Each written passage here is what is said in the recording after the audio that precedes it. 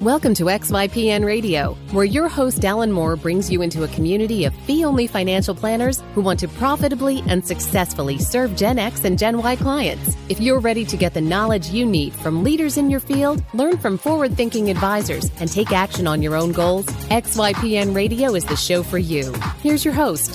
Hello, and welcome to this episode of XYPN Radio. I'm your host, Alan Moore, and today I'm excited to welcome JD Bruce, president of Abacus Wealth Partners, back on the show. We had JD on the show last year, so you can hear him talk about his career path and how Abacus is using a monthly retainer service model inside of a $1.5 billion firm at XYPlanningNetwork.com/32. I wanted to bring JD back on the show today to talk about life at a quote-unquote big firm.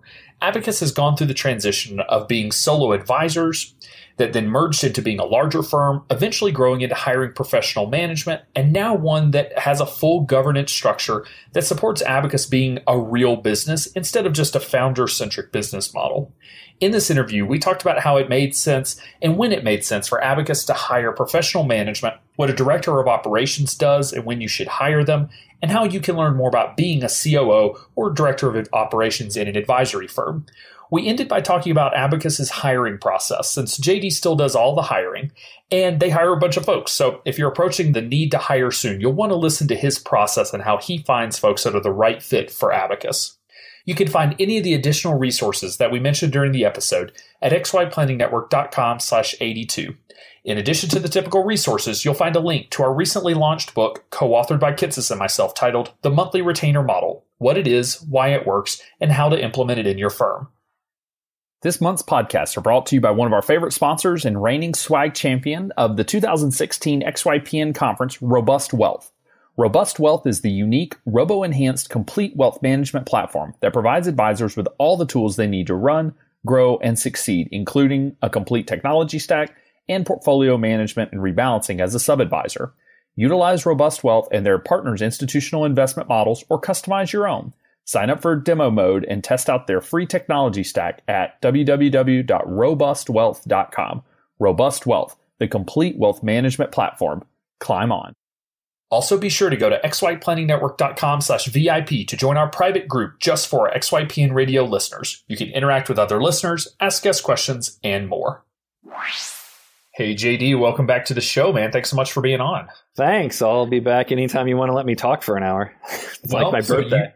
You were on right around a year ago, because this is, we're getting up into the 80s on the episode. So you were back on in episode 32 for anyone who wants to go back and hear JD's sort of career story and that sort of thing, XYPlanningNetwork.com/32, and you can get more of the details. I literally randomly scheduled time on JD's calendar 2 days ago and didn't tell him what it was about until pretty much 5 minutes ago. So JD's being a good sport and coming on and going to just answer random questions that he's completely unprepared to answer, which is fun for me. I'm glad it's hopefully fun for you as well. So, in our last episode, Kitsis and I really dove into sort of our concepts around hiring the first employee, because I know that we have a lot of listeners out there that are solo entrepreneurs. They're getting to that point where they've just got too much on their plate. In many ways, they wait too long to hire. Now, Abacus is obviously in a different situation, which is what I wanted to focus on today, which is sort of what life looks like inside of a big firm, because I think we have a lot of folks out there that say like, oh yeah, I want to have $1 billion under management. I want to grow this thing. But life is very different when you look at, either being a solo or just having a few employees versus, actually growing it to be a business. Listeners, if you listened to the last episode, you heard me talk heard sort of Kitsis and I talk about how we define practice versus business, and practice being sort of an owner-operator where the lead advisors or the owner's also a lead advisor, versus a bigger business where ultimately it's being run by someone who's not a planner. So, in our last episode, JD, you sort of told your story. So maybe we can recap the fact that you are not a career advisor. You got found at a parent play group, didn't you? Isn't that how they found you? Absolutely. I'd hang out with one of our co-founders, Brent, sitting around the pool talking about business, and eventually said, hey, why don't we do this every day except every other Sunday? And so I said, sure, let's do it. So just a quick recap, what was your background before Abacus found you? Sure. I'm a CPA, started at Price Waterhouse. I went kind of the controller CFO route. And I think one of the reasons that Abacus hired me is I was the CFO for one of their clients. And interesting. When he sold his business, he told Brent, hey, I'd feel much better about Abacus as a company if JD was working there. And they needed a chief operating officer for our kind of small account firm, kind of the robo-advisor. And so I came on to run that. And at the time, I was running a technology and accounting project management group at Countrywide Bank. So my background is in technology, operations. I worked at an advertising agency for several years. I'm kind of went into that really jack of all trades route. So I knew accounting, marketing, operations, and they said, well, perfect. Let's do that. And generally, I find executives inside of large companies do have a varied background because you need it to really be able to understand all the various components, especially once you make the leap into being top of the company and actually running the company instead of, managing individual projects. But one of the things for listeners to know is Abacus moves and pivots about as quickly as anyone in the industry. So you're going to hear some notes randomly about this pre-robo. Go back to episode 32. We talked it more in depth there about what JD's talking about, because y'all pivot, fail fast, move forward, which is why it's a lot of fun to see, because we don't see a lot of firms with, over $1 billion in management that are willing to take some risk and do new things. Okay. So they found you and brought you in. What was where was Abacus at in terms of employee, client, asset count? What was the size firm when they brought you in? I can't remember assets because I think in terms of revenue, so we were around when I came on, the two firms together, not the one I was running, but the two firms together were about 5 million in revenue. And now this next year will probably be for 2017 around 14 million in revenue. So kind of a third our current size ish, maybe, between a half and a third. And the team I was running was very small. It was just a couple people, and I think we were about 300,000 in revenue. So it was I have both the experience running a small firm and a big firm at the same time. Underneath the Abacus umbrella. So, exactly. And I prefer to talk in terms of gross revenue as well, but the industry standard would say that's around 500 million assets under management. So yeah, somewhere around there. Somewhere in that range or equivalent. So to talk in terms of size, do you remember how many advisors and employees you had at the firm at that point? Advisors in the consolidated firm was probably 7 or 8. Total people was probably, 15 maybe. Okay. If I count all the assistants to the assistants. Sure. Start getting all the middle managers and such. So what was, the tipping point for the two founders at the time, which Spencer and Brent, what caused them to finally say okay, it's now time to bring in someone to run this thing? Why then? And then two, why didn't one of them assume that role as one of the founding partners? It's an interesting question. They merged just a few years prior to that. So they merged in 2003.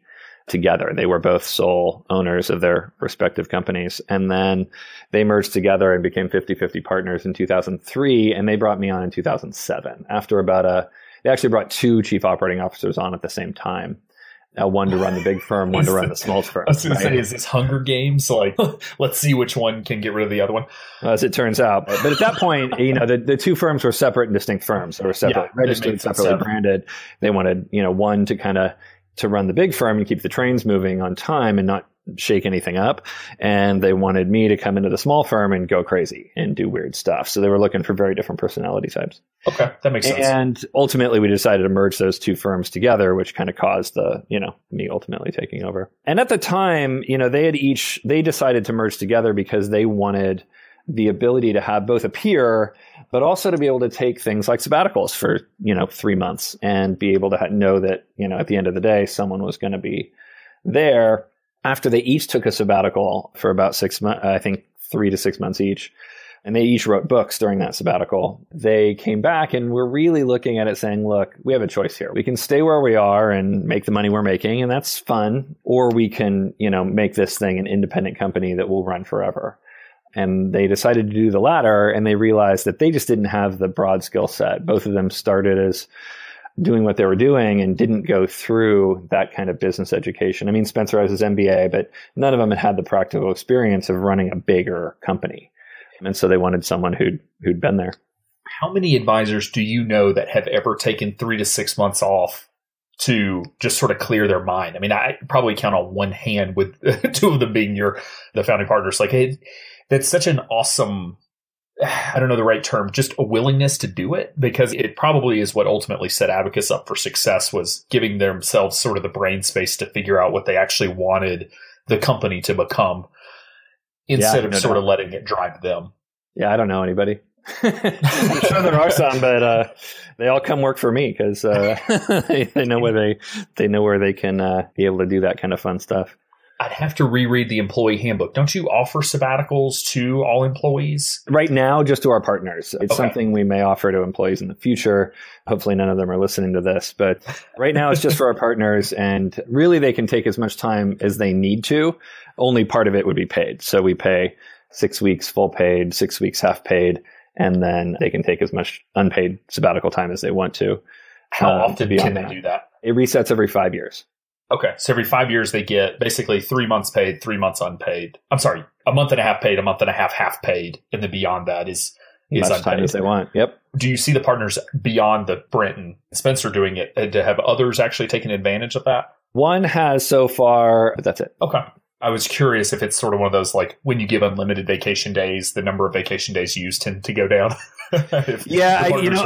I've heard that, and we do offer unlimited vacation days, and I haven't noticed that. I think people are taking plenty of vacation, at least, on average. I think there are definitely people who don't take as much vacation time, myself included. But we definitely have those people that we have to, because we also offer that at XY Planning Network. And they're definitely the people that we have to say, like, hey, it's Sunday, get off of your computer, like, no more working today. And they're like, but come on, I've got stuff to do. It's like, nope. Yep. And that's just a personality trait. But okay, so just to recap, about 500 million, $500 million in assets under management. You're somewhere in that 15 employee range. Is that a tipping point you see sort of industry wide, that, as advisors are sort of building a business that's approaching this 10 to 15 total employee headcount, of when professional management makes sense? Or did they wait too long and they should have brought in management sooner? Honestly, for Brent and Spencer, I don't think they waited too long. For most people, I think it would have been too long. Both Brent and Spencer are very capable managers. They built great businesses.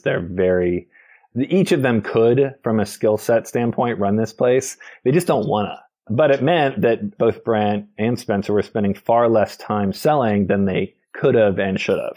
And so it probably, held growth back a little bit at that time, because they were doing the hiring and firing and, all that stuff. And they could have been spending all their time doing the stuff they actually like doing. Usually when I talk to people who are running firms, I tell them they should start thinking about getting a kind of director of operations level person when they get to about $1.5 million of revenue. They should start thinking about it. If they don't have someone in place who is kind of on a COO track by $3 million of revenue, then it's probably really late. Yeah, probably way too late. I mean, the important thing to remember is, and this was true for me, and I think it's true for anyone who comes from outside of a firm, it's going to take 5 years for that person to really hit their stride. And so if you bring someone in 5 years, for sure. I think if you try and do it faster than that, the handoff is too hard. You need a successor in place a long time before you're ready to step away. And I think if you try and rush it, what you have is the experience of the founder trying to pass off power, but not actually passing off power, because the trust just isn't there yet. It takes a long time to build the trust of, take my baby and I'm going to let you make the call. Otherwise, what ends up happening is the COO is saying, okay, this is what we're going to do. And then the founder's like, let's talk about that. Right. And that can happen only a couple times. And they're COO in title and not in function. And everyone knows, like the whole staff knows where the power lies. And it takes a long time for people to stop going to the founder. When the COO says, this is how we're doing it, then they go to the founder and say, are we really doing it this way? And is JD just off his rocker? Like, right. That doesn't sound right. And it's up to the founders to release that power, but it's also up to the manager to come in and actually be able to take control. The founder has to release control and has to be willing to do that. But I talk to a lot of COOs and they're like, I just don't have the kind of authority that you do. I'm like, well, take it. Like, they're not going to trust you unless they know that you got it, right? You don't let your 16-year-old drive until you know they're good, right? Like they have to be safe, and they're not going to just say, okay, cool, hands are off, run it into the ground. They're going to keep their hands on unless they have total and 100% trust. So you make a couple really good points there in sort of how we're defining, I threw out the term professional management, and you're saying sort of the COO, and now you have the president title, which I want to talk about the delineations there. But really, when you hire someone and you say, look, my skill set is in selling and bringing in new business because that's my gift, or I just really want to be a financial planner, which I think a lot of company founders out there, especially in the planning space, they just want to do planning. Yep.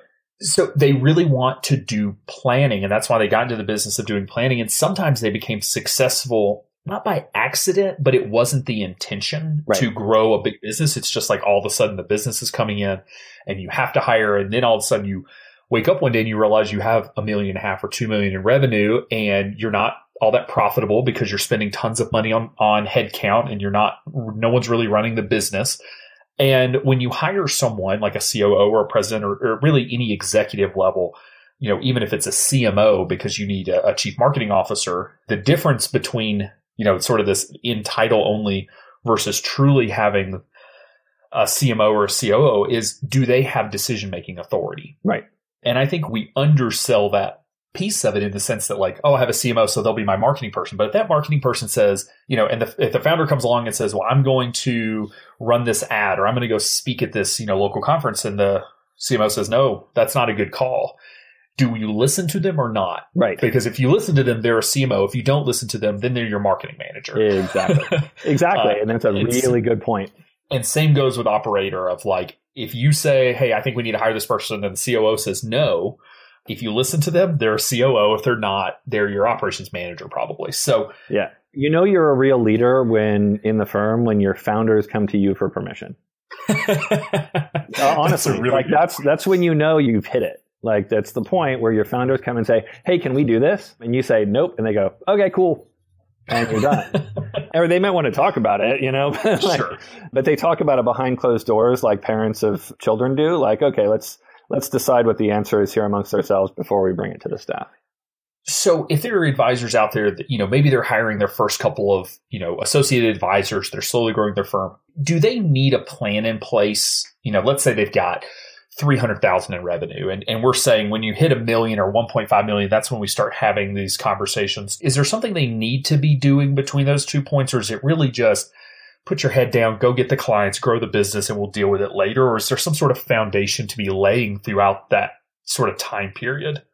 That's a really great question. And I think so much of that depends on what your team looks like. I'm not a big strategic planner, right? I don't have this like detailed 10-year plan that I know what Abacus is going to look like in 10 years. It's one of the reasons why I think we pivot so well is because what's true of both Brent, Spencer, me, certainly not all of our partners, but the three of us, is that we're very comfortable with uncertainty, and we're very comfortable with risk, and we're very comfortable with making decisions in the moment as opposed to having to do lots and lots of research to figure out what the next step is. So what works for us isn't necessarily going to work for everyone, because if you're the kind of person who really thrives on having that detailed plan and you have trouble making decisions without having done, 30 hours of research, you can't do that, right? Sure. You can't fly by the seat of your pants like I do, because that's just who I am, right? Yep. I can come and do this podcast with 5 minutes notice because I'm good. Like I'm comfy, but not everyone can do that without preparation. It's funny that you say that, because on the last episode with Kitsis, we were talking about the fact that if you ever use the Colby personality test, he's a super high fact find, super low quick start.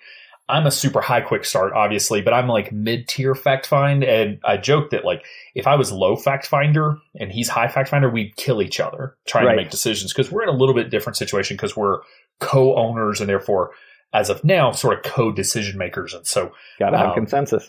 Yep, you gotta have consensus, which, and who knows how things shake out as the company grows. But you sort of were the next layer, it sounds like, from Brent and Spencer were the co-consensus. Everything's got to be in agreement. And now they've brought in somebody to basically have a single decision maker with input from the board. Is that accurate? Yeah. I mean, I think, there's a few steps, like as you go through and think about building your practice into a firm, right? And, the way I define a firm is when the founders leave, you don't replace them, right? Then you're at a real firm, right? Because they're just not, you'll replace a lot of people in your company if they leave, but you probably don't replace your founders because they're irreplaceable, right? You can't hire it. What they bring to the table. And so you just kind of move on without them. And, their clients, if they have any clients, they transfer, but frequently they don't. They're just doing sales, but that depends on who your founders are. That's a good point. But you may have a founder that's doing client-facing work. But so at this point, the founders, they don't have a lot of client relationships. Are they mainly on the sales side at this point? They don't have any client relationships on their own. They have a lot of client relationships. They just have, there's another planner assigned to all of those relationships. We use the diamond team model, and they're both relationship managers and spend a lot of time on management as well. So, but that's unique to us. Not every firm's going to be like that. Right. So just as a reminder, the diamond teams sort of come from Angie Herbers, and it's literally a diamond with four people. At the top of the diamond being a relationship manager, the two sides of the diamond being lead planners, and then at the bottom of the diamond is sort of an associate advisor. And pretty much all clients get that 4-person team, right? They may not interact with every single person on the team, but every client is assigned to a 4-person diamond team, correct? All of our advisors are assigned to a diamond team, the goal of which is to have them be that kind of standard 4-person. And in practice, it's anywhere from 3 to 5, 6. Sometimes. Yeah, it's a little messier. It's always easier to draw it on a board than actually get all the right people in the right place, because you need to grow and create new teams, and you buy new firms with more advisors or less advisors and that sort of thing. So and geography sometimes gets in the way of having a perfect 4-person thing, which always makes me crazy because I really like everything to have that perfect 4-person thing. We all have our quirks. Yeah. So those steps to get there, I kind of jotted some of these down. The first one is always going to be your first hire, whoever that is. Once you're dealing with payroll and having to fire people, that's a big operational step. Your first partner is probably a big one, whether that comes from merging or having someone buy in. Those are two very different things. And I have big thoughts about that's an hour-long conversation in and of itself. Your first professional manager is probably a big one. I count mid-level management in there, so they don't have to be like an executive, but your first and the first one I think anyone should hire is a director of operations. There are the occasional firms that's not true, where the founder is a really good operational thinker and really likes the operations, but that's 1%, And then after that, it's like your first real governance. And I brought that up because it relates to what you just asked me about the board, where, we had gone through all of those, right? They had their first hire long ago. They had their first partner back when they merged. And Spencer actually had a junior partner at that point too. They hired me and the other COO as professional managers. They went through that. And then we acquired another firm with 2 partners. And now suddenly we were going from 4 partners to 6. And they were much bigger in terms of the size that they would be as compared to the other non-Brent and Spencer partners. And so we needed to build governance at that point. And so we essentially created a constitutional convention and all got together and rewrote our operating agreement from scratch. And that's a giant step. And it's the one you need if you want to be a firm. You can't have that kind of simple buy-sell if you want to be a real firm. You have to define how the founders won't be the decision makers in advance of them doing that. And you need minority shareholder protections. You need agreements on how everybody breaks up, because someone's going to leave at some point. And it's beyond just how do we pay that person out, but how does it work? How do we kick people off the island, and for what and why, and what's the price under various circumstances? Who makes what decisions? What decisions are held to the shareholders? If you're going to have an intermediate layer between the shareholders and your management, is that a board of directors? How many people? How often do they meet? How do they get elected? And then what decisions then get delegated to management? And if you have multiple members of management, what decisions get sent to which members of management? That stuff takes a lot of consensus building and thought. And, you have to do it. It's really, really critical. And it's going to be unique for every firm, and it defines your culture.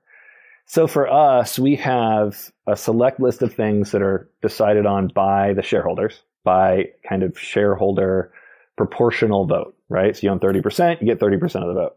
That includes electing the board, although we do that using the cumulative voting method, which protects minority shareholders. And then the board, we have a list of things that is assigned to the board. And essentially the board is like the managing members of our LLC. And the board of directors, or the board of managers, or whatever the legal term is, they come in and they have their list of things that only the board can do. And then the board then decides what to delegate to management. And we have a 5-person board that's reelected every 2 years. And it's a 4 out of 5 vote, which isn't proportional to ownership.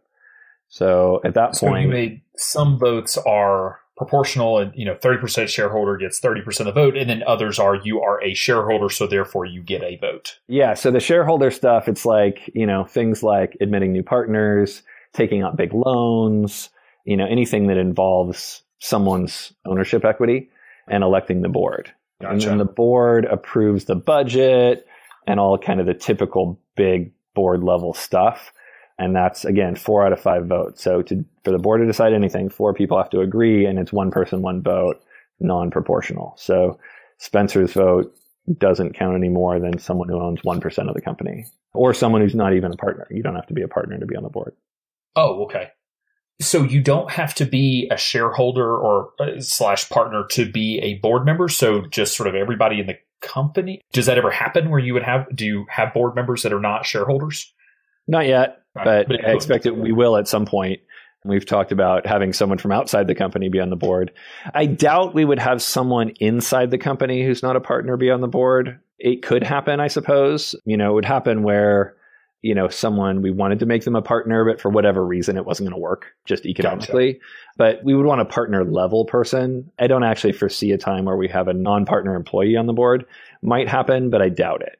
We like that commitment. We have so many partners. We're at 13 now out of almost 50 people that, we have a pretty good selection of people. Enough to choose from. Yeah. At least 5 people want to be on it. Yeah, but I wouldn't be surprised if we had an outside member of the board at some point to give us that outside view. That makes sense. So it's funny because I remember when I first started my RIA and I had to go open a bank account, they asked for your operating agreement, which we've been talking about here, sort of that LLC operating agreement. And I was like, well, I don't have one. And so basically I just gave them a piece of paper that had my logo at the top and it said operating agreement. And that was it. It had nothing else on it because I was a solo. I didn't need to make any of these decisions. Yeah. I make all the decisions because I'm by myself. I do stuff. Yeah.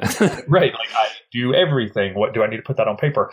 And for the solo LLC owners out there, this is not legal advice. You can ask an attorney. I don't think you need an operating agreement to run a solo LLC. But the moment you bring on any type of shareholder, partner, anything, you better outline everything because just like you're saying that, ultimately, you need to decide how you're going to make decisions before they come up. Yep. Instead of crossing that bridge when you get there. So are decisions 50-50? Are they proportional? And like I said, are you merging, or if you're bringing on a partner because they're buying in?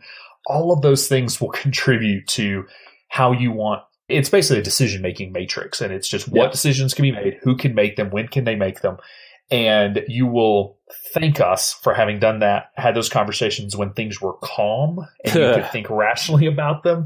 Because if you don't do it when you're calm, you will do it when you're ticked off because you want to do something and the other person doesn't want you to, and you can't figure out how to make the decision. So. Yeah, I've seen that more than once. And then you update the operating agreement. And what does your operating agreement say? Do you have those? I don't know. Yeah, that's a tough one. So can you talk us through a little bit about, just at Abacus, the process to becoming a partner? Because it sounds like y'all do it a couple different ways because you're certainly in acquisition mode. So sometimes you'll bring folks in with revenue, which I'm assuming is a path to partnership, but then maybe folks can buy in. So how does one become a partner of Abacus? Sure. And both those ways are how it's happened in the past. We probably have 5 partners who have their ownership shares because they brought enough revenue, and more importantly, they brought enough profits to Abacus that they kind of use those discounted value of those profits as an asset that they contributed into the company, which got them an ownership share.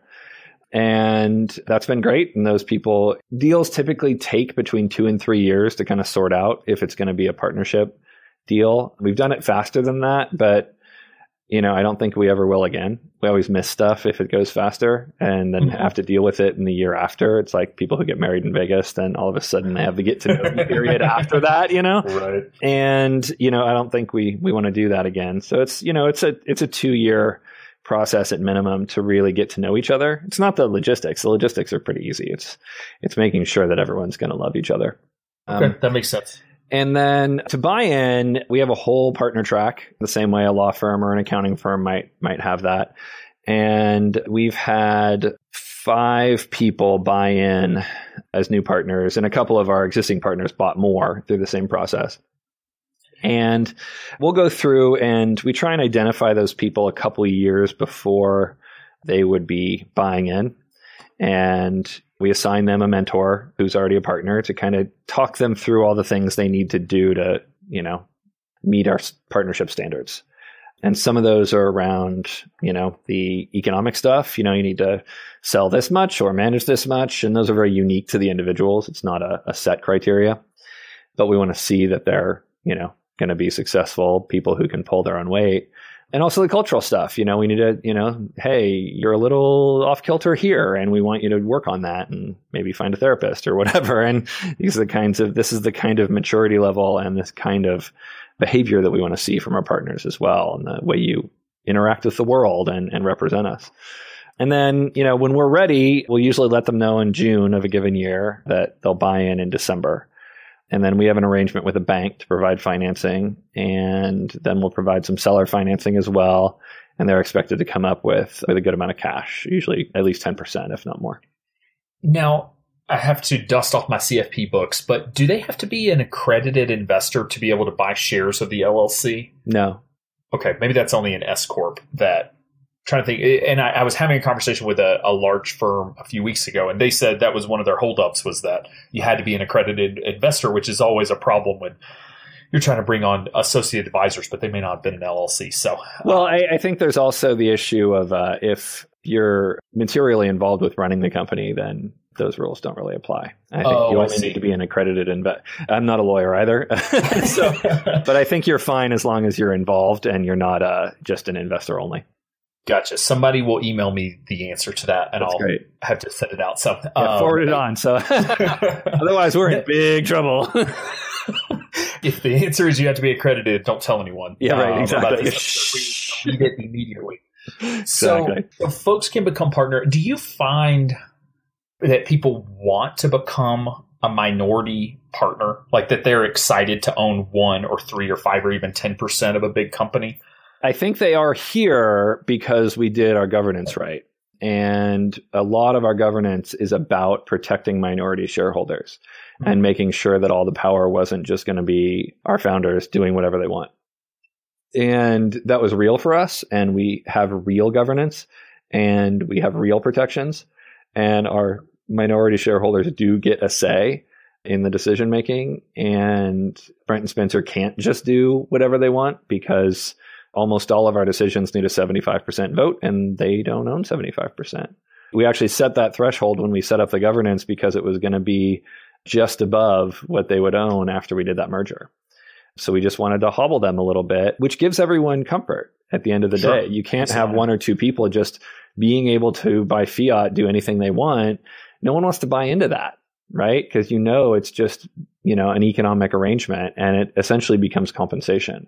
And that's not what we have. And anyone who's going to set that up, I advise, you got to have at least one non-founder involved in being able to make those big decisions. And if you don't enforce that, then you'll be in trouble and no one will want to buy.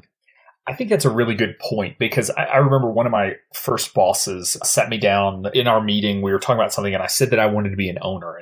And he challenged that. And he said, why do you want to be an owner? I said, well, I want to be able to make decisions. And he said, well, I'll give you decision-making authority without ownership. Why else do you want to be an owner? I'm like, well, I want to make money. He's like, well, I'll pay you more. Why else? And it was kind of funny to go, and it's helpful for me to kind of go down that trail because it sort of created this delineation that you just mentioned, that ownership can either be money, it can be control, or it can be both. And it sort of shares in the company, and ownership can be that. Mm-hmm. And that's really what we're talking about, that so many times, and maybe this is where I'm sort of coming from on this, like, I don't want to own 2% of a big company. I get no power. And yet, if I own 2% of Abacus, like the majority of my net worth is now Abacus stock. Right. And it's my biggest liability as well. Like my balance sheet looks upside down because of my share ownership in Abacus, and yet I have no actual decision-making authority. I'm just hoping that the founders want to grow the thing to the point that it was a good buy. Yeah. And a lot of times founders aren't interested in growing companies. And so that there's always this sort of conflict that exists. So it sounds like y'all sort of crossed a lot of those bridges already, which to establish that culture and that foundation. Yeah. And we explored, I talked to a lot of people and they say, oh, we just solved that with phantom stock, or we had a big issue. Our initial plan was to do non-voting shares for everyone but Brent and Spencer. And it blew up an acquisition deal suggesting that. Just, blew the whole deal up. And it just it's not the same. Non-voting shares and phantom stock, it's not ownership. And I will tell you what happens to owners the first year they're at Abacus. As owners, they tend to double their sales overnight. And it's not because they're partners to the outside world, although there might be a little of that. But it's because they have a different relationship with the company, and it's theirs now. And it doesn't matter what percentage they own, because it's theirs, and it's theirs for real. And it's theirs in the same way that it's Brent Spencer's and mine and anyone else who's a partner. It's theirs. And you treat your own stuff differently than you do other people's stuff, period. Yeah, that's very true. Like a rental car. Right, totally. Always buy the insurance.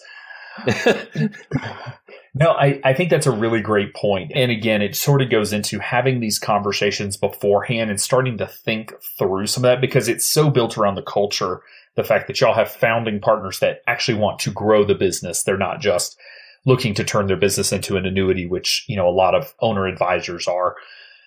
So circling back around just a little bit, I want to go back to the topic that you mentioned about hiring a director of operations. Mm-hmm. One of the very, very frustrating things for me is I talk to a lot of students in financial planning programs, and I'll hear them say, I'm just not sure I want to be an advisor, so I guess this isn't a good career for me. And it drives me bonkers, because the truth is, in a large firm, maybe over half, but like over half of the headcount at a firm are actual advisors, but there's so many other roles in order to actually run a business, and operations being a core piece of it. So can you define what a director of operations does? And is that different in your mind than a COO, or are those interchangeable titles under sort of the way y'all use them?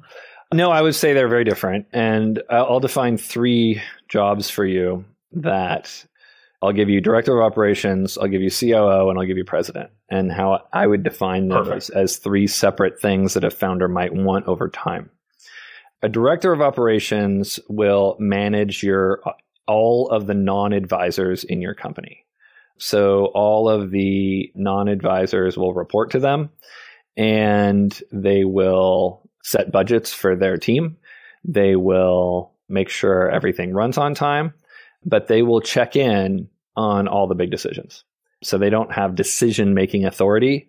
They have execution authority, right? So we'll decide on a plan together with the director of operations, and then the director of operations will go implement it and not really deviate from the plan without checking in.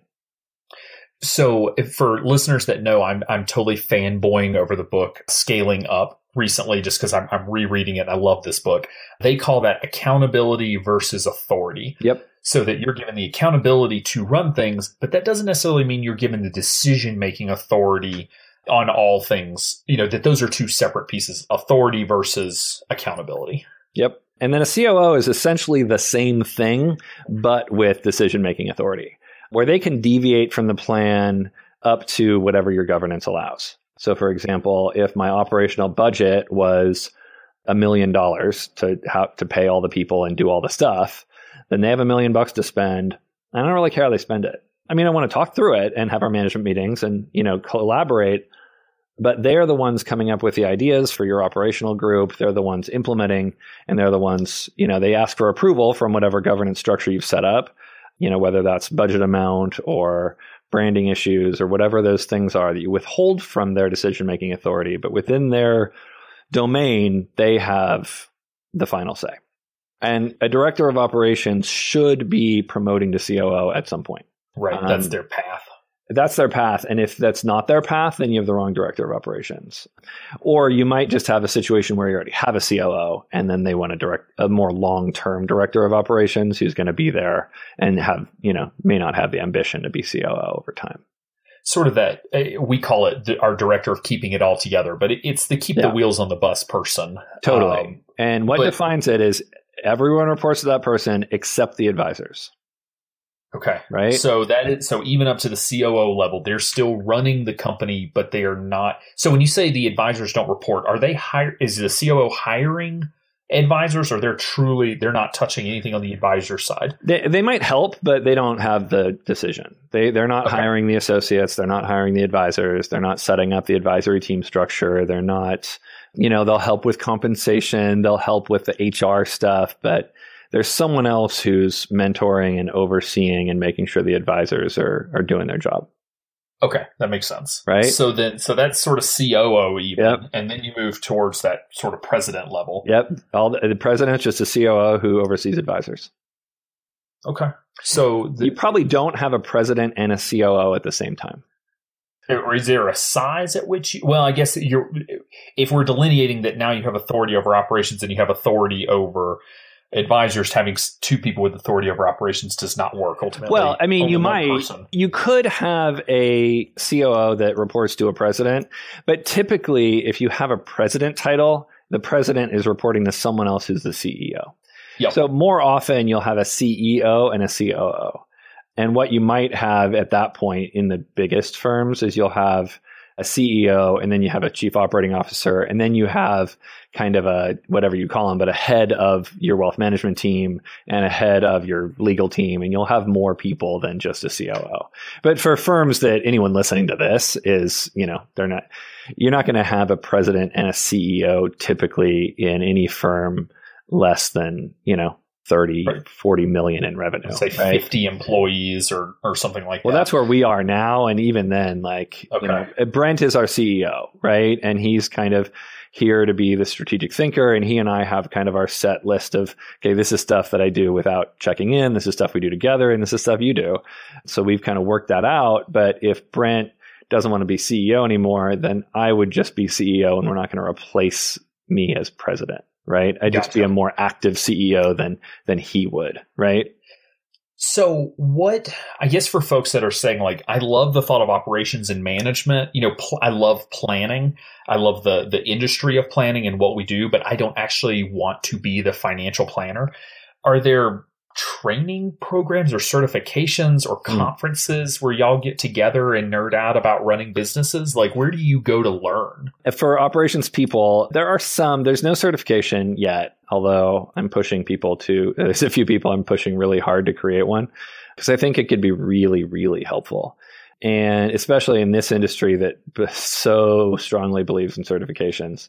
In most industries, it doesn't matter, right? You just hire good people. Here, if you need to have some letters after your name in order to be taken seriously in this industry.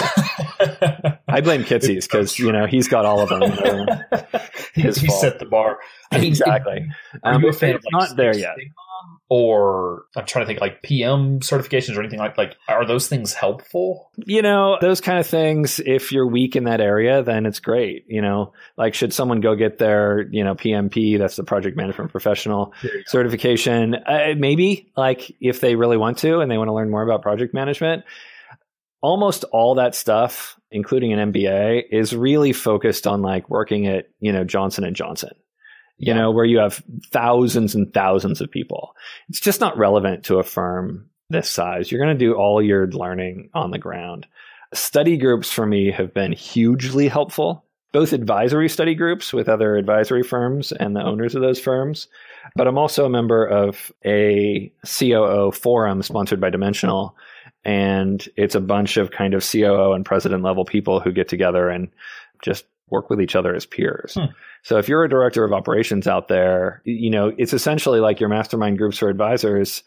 Call up a bunch of firms that are more or less your size or, bigger or smaller by, some order of magnitude, right? Like, your size plus 10 times bigger, and then, but not bigger than that, right? So like if you're a 3-person company is not going to get a whole lot from me in the short term. I mean, it's helpful because I know lots of stuff. I can help people out, but they're not going to, we're not going to relate in terms of the company size. So maybe 2 to 3, 5 times your size, maybe get those kind. You don't want everyone the same because then you all can't, there's no one who can tell you how to grow. But it's hard being the biggest person in the group. So you're like, okay, who's telling me what to do? Yeah, I can see being the biggest in a group that smaller advisory firms tend to help you pivot faster. Would be my guess. Like if I was saying what would be the benefit of being the largest one in the group, it would be for most firms seeing blind spots in there, just sort of getting into a rut. Because smaller firms, we don't understand that, right? Like we don't understand this is the way we've always done it. Like, well, we've been around 2.5 years. We know how we've always done it. We'll just do it the new way. Like, well, why? Anyway, It's always a funny conversation with established owners. But so that's good to know that there's at least, study groups, obviously, we're a huge fan of on this podcast and inside of XYPN in general. And so you said Dimensional. So that would be DFA, the fund company. Yep. That's awesome because that means y'all are all sort of the similar mindset from an investing standpoint, sort of the way the world works. I could see it being difficult to be in with COOs of actively managed hedge funds or something. Yeah. That definitely helps. And we're all fairly big firms in that group. But honestly, if you go to your custodian and say, hey, I need, 5 other COOs or director of operations that we can all get together and talk about stuff. It's not that hard. Orion's great for that. A lot of the software and custodial kind of advisory board groups, like, Orion has their advisory board. I'm sure the other, tech groups do. If you just go to those or go to like tech conferences, the T3 conference is great for this. You end up talking to people who are in that role. Right? If you're interested in tech, go to a tech conference. If you're interested in operations, go to an operations conference or go to a compliance conference. Even if you don't want to learn about compliance, if you go to a compliance conference, you're going to meet a lot of directors of operation because that's who goes to compliance conferences. You know what I mean? Because they would have never, they don't know. Yeah, because the founders are like, you go. I don't want to go. I don't go to that stuff anymore. I'm like, you go. And so you end up meeting the people who are, getting sent to that same kind of stuff. And then you can set up study groups from there. It's funny. We had President on the show. It's been a couple of months ago now. And he said President means you do whatever the CEO doesn't want to do. That's pretty much the definition. And I told him you got to learn how to delegate better because it sounds like that's what you're doing. It's just delegating whatever the CEO didn't want to do and what you don't want to do. Right. That's kind of the way it is. I mean, every president's going to operate differently because you have to play to your strengths. I try and do the legal and compliance stuff as little as possible because I suck at it, right? I operate by using the force. Like this is not the way to review a legal agreement, I feel the same way. I'm like, Kit says we can just sign this. And he's like, did you read it? Like, do I need to? I trust the guy. It's fine. This should be fine. Thankfully, he reads contracts very detailed and finds a lot of really funny things that would have screwed us had we actually signed the agreement. No doubt. I mean, I am a CPA. It's not like I'm not a detailed guy. I just don't like it. Yeah, exactly. So switching gears sort of a final time, because there's one more topic, I guess, that I want to focus on because advisors are always asking me, how do I make those first couple of hires? How do I find talent? How do I evaluate talent? And you hire a lot of people because as you grow, that hiring speed ramps up. What used to be 1 new employee a year turned into probably 1 a month is getting closer to your pace at this point. So can you talk us through sort of your process for seeing a need inside the firm and how you decide when to hire? Is it metrics based or is it just sort of feel for when you feel like you need help? And then sort of the process you go through to find and recruit talent that's going to be a good fit for Abacus? Sure. So I feel like we've turned a corner in our decision making around hiring, particularly around advisors. It becomes very easy. we made the decision not to hire. We'll merge people in, but we don't hire experienced advisors. So I would never put out a job ad for a lead advisor. Interesting. Everyone who's a lead advisor here starts as an associate, unless they're merging. Like if they're merging, I kind of have spent 2 years getting to know them, and I know that they can run a business and start a business, and they got it to some $100,000 of revenue. Mm-hmm. I have a little bit of different comfort than someone just walking into a job interview blind, right? 2 hours is not the same as 2 years, right? So those people, we kind of do all that getting to know you before, but I don't hire lead advisors. There are firms that I know are really successful at doing that. We're terrible at it. And I don't know why, and I don't care, because I just said, if we're terrible at it, let's just not do it. But we are really good at hiring people and then training them to be advisors in a 2-year period. We've proven success at that at this point. And so now what we do is we hire an associate for every one of our diamond teams. And when that person promotes, we replace them. So when we hire associates is when we promote an associate, or if we create a new team for whatever reason. And, we probably, 3/4 of our associates will end up being lead advisors, and the other ones will drop out or not be a fit. And so we've kind of done the math. And, if we keep doing it that way and can create enough relationship managers, then we'll have enough people to manage our growth rate. That's where I do some planning, right? I do the fear-based planning. Like, am I going to have enough people to still grow at 15%? Which is a good scary, but still scary nonetheless. We've experienced it ourselves of like, everyone talks about oh no, we're shrinking and we have to fire people. But do we have enough people to actually grow? Because the worst thing you can do is grow and then not take care of the people that you said you were going to take care of. So then you just lose people. And then, our hiring process for that, I think so much of it for me is gut. Most of the people we're bringing on don't have CFPs yet, or if they do, they just got it. There's no experience level there. So, it's not like you're testing for any proven track record, which I don't really believe in proven track record anyway. So those people, we're looking for cultural fit, which means, do we really want to hang out with this person a lot? Because we're going to have them here all the time. And we're looking for, would I hire them as an advisor if I assumed they were competent to be one? And we have everyone talk to at least 6 people. And essentially any of those 6 people can veto. And if someone has a strong veto, we just don't hire them, because every single time we've talked ourselves into hiring someone, they're gone. It never works. We occasionally will have people leave voluntarily or involuntarily because they're just not good at their job. But typically they get fired or leave because it's not a cultural fit. Well, and that speaks probably a testament to the fact that Abacus does have a very strong culture. I remember when I first came through the Abacus office, I remember thinking that if you were a meat eater, that Abacus was not necessarily the place for you, and as a joke. But y'all have a very strong culture, and it's a very obvious culture when you walk in the door and when you talk to folks. I remember feeling like the least weird person in the building, and I'm usually the oddball. That's really usually how I define our culture is, we're really weird. So, and that's a good thing, because, truth is, I remember talking to a young guy, and he had a mohawk and piercings and all this. And he was like, guess I can't be a financial planner. I'm going to have to sort of clean up. And I'm like, you know what? There are people there are firms out there for you. And there are clients that want to work with a rocker that don't want to work with an old guy wearing a suit. So totally. That's okay. And Abacus is one of the few, but hopefully there's a growing number of, it's not the right term, but weird. It's not normal. Absolutely. And that's a good thing, weird, because we need more people, or we need more firms that allow that, instead of saying all right, weird person, go put on your suit and tie and don't act a fool, because that's our culture. Right. Yeah. I'm not sure if we're ready for Mohawk, but we're pretty weird. I think y'all could handle it. Not very many firms could handle it. I think y'all could figure out a way to assimilate them. Yeah. So it really is a cultural thing. And so I'm trying to think So let me kind of go back a little bit. Oh, yeah. So you asked how do you know when to hire?